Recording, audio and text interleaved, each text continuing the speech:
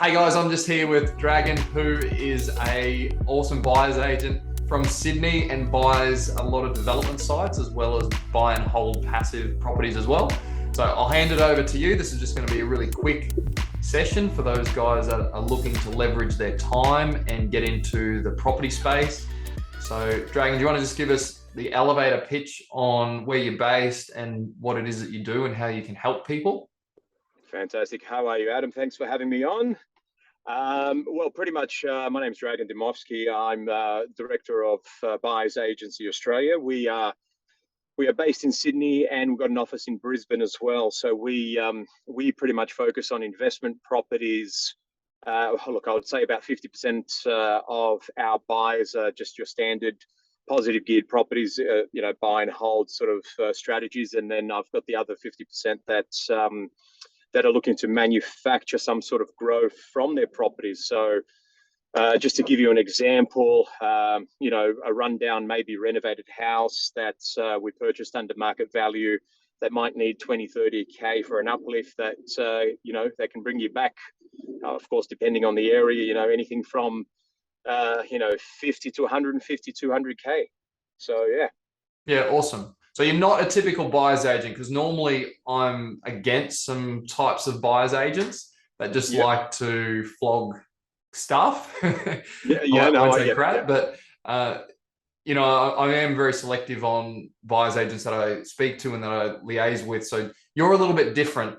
So you just mentioned a deal that you can make. There's upside to be made on there. 100%. What other properties? You mentioned you buy some development sites as well. Correct. Give us an example on why somebody would come to you to buy a development site and what it is you buy. I would say a handful of people that they want to, I guess, fast forward the process on having their wealth creation. So I'll give you an example. A property up in Brisbane that we just signed off yesterday for a client by the name of Grant and Ashley. They're also based in Brisbane. I think it's Gold Coast. No, they're in Brisbane. We looked at a property that was, that was around that 1,500 square meter block. It had a house. The house in front had 6 bedrooms. It's a dual lock living scenario. So there was 3 bedrooms downstairs, 3 bedrooms upstairs, kitchen downstairs, kitchen upstairs, 2 bathroom upstairs and 1 downstairs. Now that type of a property in that area, you'd be looking at purchasing about 700K. Yeah, I got it off market at 609,000. Wow. Okay. Yeah. So now, in saying that, being subdivided, they have options now. They can actually subdivide that block into 3 lots, so 1 into 3. Okay. Now the beauty about this block as well, they had 2 streets. So there was an adjacent street behind the block as well. So separate entrance. So what they can do is keep the house at the front. It might need a 30 or 40K reno to get that uplift, and do 2 350, maybe even a little bit more than 350 blocks each at the back. So there'll be 1 at the front and then a battle axe behind that. Yeah. And with that particular blocks, they could sell each one could sell between 350 to 400K. Yeah, nice. Okay. So without going into the detail of the subdivision costs, and we don't know the site and all that, the main thing to start with is you bought it almost 100,000 under market value. So what's that? Correct. 15% under market value. It was off market. You've done the hard yards in finding the site. So you get paid a reward for that. Of course. Ultimately, that's your business. But from their perspective, how I see it, it's a win-win. You've gotten paid to source the deal, and that's the role of a buyer's agent, is to source deals. But in this case, you've made them a substantial amount of money just even on the way in. Which I think which is exceptional. You've added value to somebody, and you're transacting multiple properties a week, and they sound like they're good properties. So from my perspective, I don't have time to look at deals and even guys that are just starting to get that leverage, it's worth paying you. What was your fee on that? 20,000 for that property, or no, it's 14,990 plus so? GST. So for So 15 grand. 15,000, Yeah, for 15,000, somebody doesn't have to go out and spend the time to find the deal, and exactly. it's ultimately a success fee as well. Well, Like, look, I mean, they you know, they made that back right from, as you said, right from the yeah, beginning, from the day purchase. one. You know, so and mind you, you know, I do all the due diligence prior to that. I prepare a suburb analysis. I do a property report, and that's a property developers report, and also a cost analysis. Wow. I Okay. then send them a detailed email, and then obviously, you know, they can see the benefits from that. If they're not happy, we move on to the next one. Yes, that sounds good. So, I mean, from Yeah, my perspective, it's almost a no-brainer to right. engage somebody like you. I don't know what your commitment fees are, and we won't talk about that at the moment, whether you have a commitment fee or if it's just a success fee.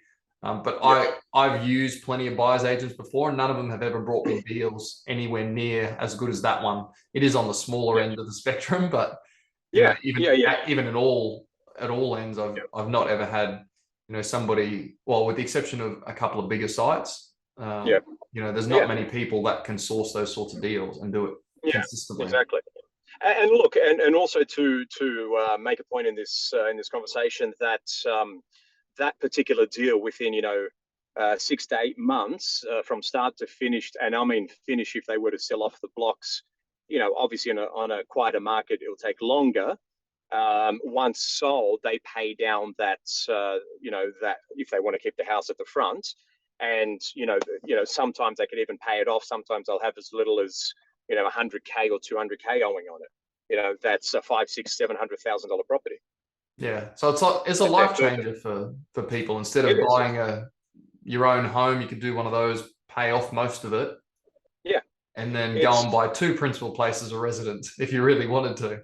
Well, exactly. And when I have a discovery or strategy call with the clients, a lot of the time, and most of them, they know about that buy and hold scenario where it's positive or at least neutrally geared property. I then will say, okay, here's another option. Why wait the 10 years for the property price to increase? We could do it within a year. Yep, I concur. Preaching to the converted.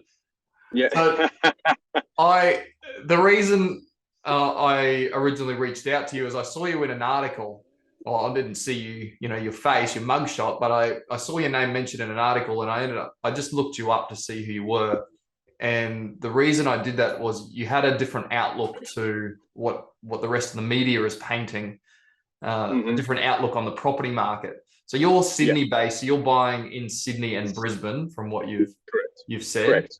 Yep. So what do you see on the ground, both in Sydney and Brisbane, and where do you expect the market to be in the next, with the crystal ball as much as possible? What are you seeing, and what do you expect will unfold in the areas that you're Look, look, I'll answer that question, but I'll also give you the way I look at things when it comes to property.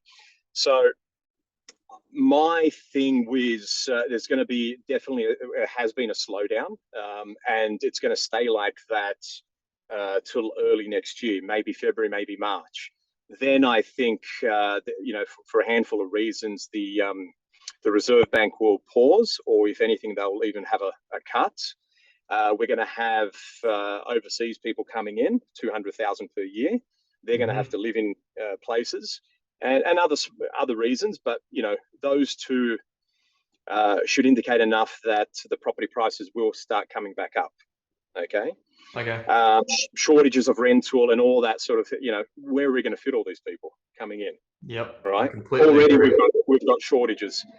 So So where that's my where are you, just specifically, which areas are you in Sydney, or are you just sort of just doing a blanket across all of Sydney? That's how it's. Okay, so look, it's Sydney areas is southwest. That's more for the investment type granny flats sort of style, Yeah. duplex type properties, or even smaller subdivisions. Uh, but a lot of the Sydney properties are also, people who do want to, owner occupier type of properties. So that's pretty much in Sydney, in the the western side of eastern suburbs and the inner west is where I focus. I grew up here.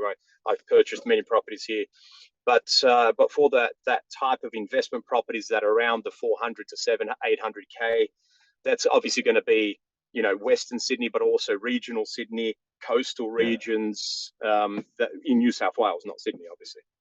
Yeah, okay. So you're very optimistic about the market, even early into next year. I think it's going to be a bit longer, but like Probably, you said, as soon as there's a pause, I think people are going to go, "Oh, the market's good. Let's go. Let's jump back in." they're going to they're going to get comfortable, and they're going to start getting back into it. Yeah, for sure. In saying all this, look, I don't pay too much attention on the market, is because of that strategy that I use, and I've been using that myself for a while. Yeah. And so when you use this style of strategy, whatever happens in the market, whatever interest rates come up, you don't get affected. And yourself, when you're developing a certain size of a property, of a strategy, really you don't get affected.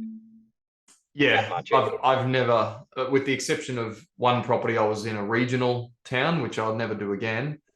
Yeah. All of my properties, even when the market was apparently crashing, my properties were actually growing, even, and that was excluding the development, just because I bought really well. Yeah. And I bought in areas that were in undersupply. No, that's it. And you need to do that due diligence. You need to do that research. What's happening in that area? Is there infrastructure? Budget in that area? Is there population growth? What's happening? You can't just go off, of your mate on the weekend saying, "Hey, you know what? I think this area is gonna do well," and then you go off and buy that, a property in that area, and you burn yourself. That happens. Believe me, I've done that in the future, in the past. Sorry, in my younger years. Yeah. How do you think the undersupply, or how much factor does the undersupply have in the market itself? Because from all the statistics that I've looked at, and I just was having a look at some the other day, literally every capital city around Australia, the undersupply of dwellings nationally is like the lowest level it's been ever. Well, since the graph, I think it goes back 12 years or 15 years. So in the last 15 years, we've never been as undersupplied as we are now. Sure, there's going to be pockets of oversupply, but generally speaking, Australia-wide, we're in undersupply. So from my experience over the last decade and a bit, anything that's in undersupply, as long as people can afford to pay for the property, so people are cashed up, those suburbs just keep going. They don't. Well, that's right. They don't come back because people are fighting. Do you think? Do you think that key stat, or where we're sitting at the moment, is going to drive prices even further than what it will? And it definitely will. But also, you're gonna, well yourself that so many property developers and builders have gone under as well in the last year. That's going to also have an impact in property development and increase in supply. Yeah, there is none. The areas I'm in, there's no supply, and there's no rentals. There's a few more properties on the market, but not very many. So there's hardly anything to buy. There's virtually nothing to rent, and there's no new stock coming to market. So what happens over time? And Queensland, we have interstate migration, so we don't need overseas migration as much.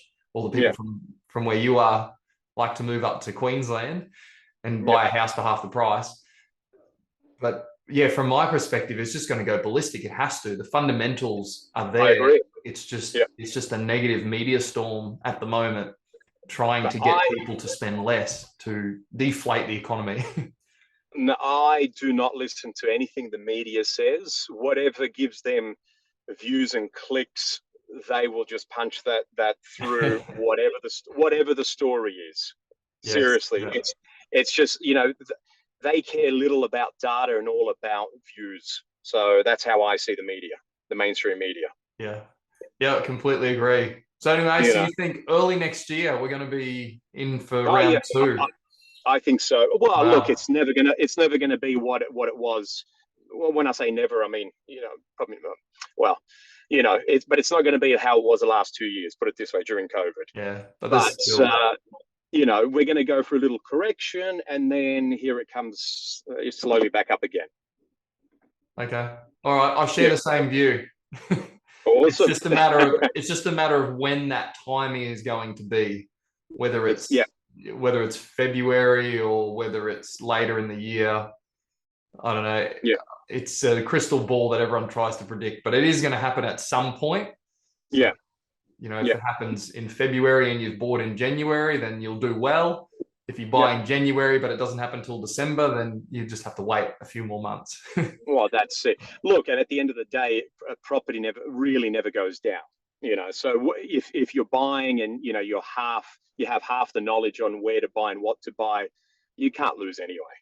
Yeah, agreed. Completely Yeah, agree. yeah.